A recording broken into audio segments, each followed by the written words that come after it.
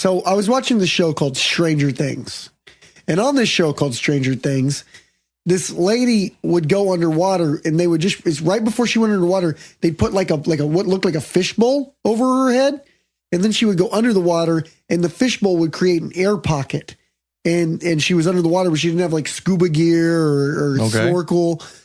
And I was talking to my wife and I said, how does that work? And she said, well, you can create an air pocket underwater. Yeah. So I said, if I went to my pool outside, put a big with old a fucking bucket on my head, and I go under the water, I'm going to have a fucking air pocket. You never played those kind of games when you were a kid?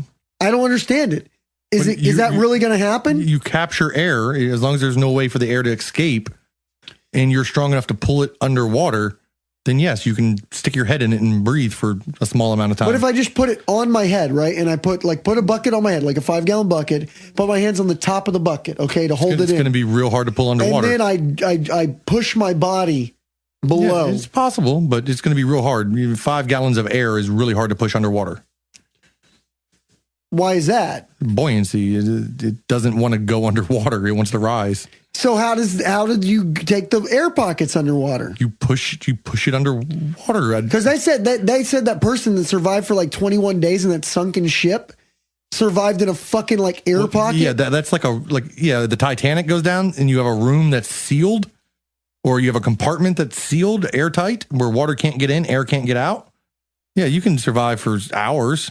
A fucking person survived for like days in a goddamn air pocket. It has to be a large air pocket, otherwise you'll suffocate on carbon dioxide. Well, it was like the kitchen, or it was the bathroom. It has to be a fairly large space and a lot of air in there, and not a lot of people, one person or something. It was one person. Yeah, and they fucking went down to this like sunken ship. I have no clue what you're talking about, but yeah, that's possible. This was years ago. This is fucking crazy. It was like you never heard this story? No, I've never heard this story. I'm scoffing at the idea that you don't understand how air pockets work. Well, I've never seen, he's alive. Nigerian sailor. Yeah. A phenomenon. Nigerian sailor, a phenomenon for surviving in air pocket for 60 hours. Harrison Okini remained in a bubble within an upturned boat at depths experts say would be fatal for even experienced divers. 11 other crew members died as the vessel sank some 12 miles off Nigeria's coast. And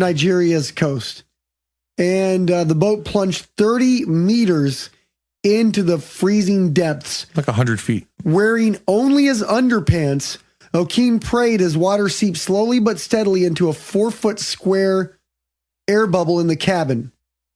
And then 60 hours in a 4-foot square? Air bubble. That's some monk shit. That's what they're saying. This is fucking unreal, is what they're saying. Because that doesn't seem like a big enough space. You breathing, you take in oxygen, expel carbon dioxide. Eventually, you'd run out of oxygen and suffocate. Well, it says once Harrison had been located, there were worries he would panic during the rescue while his body had absorbed potentially fatal amounts of nitrogen. I don't know why so much nitrogen. It's in the air as well. Yeah.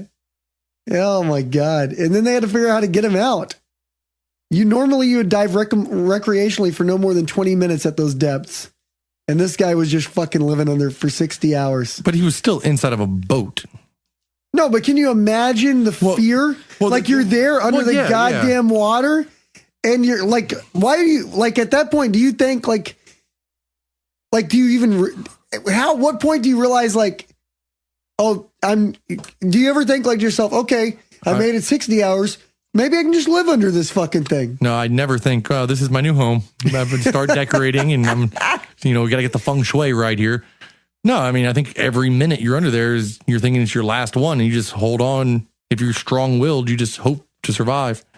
Hope somebody finds you. I would either accept that that's my new home and become convinced I can live forever. Start meeting your crab neighbors and making friends with the sharks. Or I probably would have given up. Most people I'm pretty sure would have just given up and gone like, well, fuck, I'm dead. Look here. Let's go ahead and accept this. Plus, how did he sleep? I doubt he slept. 60 hours, you probably got a wink. He got a wink or two. Not if you're treading water. He was getting a fucking wink or two.